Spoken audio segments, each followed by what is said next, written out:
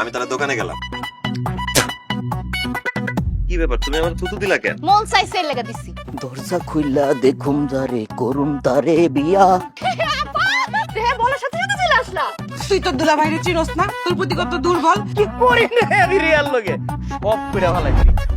মানুষরে শারীরিক ভাবে আঘাত দিতে পারলে সে অবশ্যই উত্তেজিত হবে। তুমি আমার একটা সুযোগ দাও, তোমার আমি ভালোবাসা হাতে কলমে শিখাই দিতেছি। না, তুমি আমার টাচ করতে পারবে না। আশিক খেপলো নাকি লিগা? আমার জীবনটা এখন তেনা হয়ে গেছে গা। আমার সকাল আর সব শেষ। তুমি যে কেন তো রাগ করতেছো আমি তো কিছুই বুঝতেছি না, তুমি তো কিছুই বুঝবা না। কি বুঝো তুমি? কি ব্যাপার আব্বা আম্মা? হ্যাঁ, একদম কাউরে কিছু না বইলা চলে আসলাছে।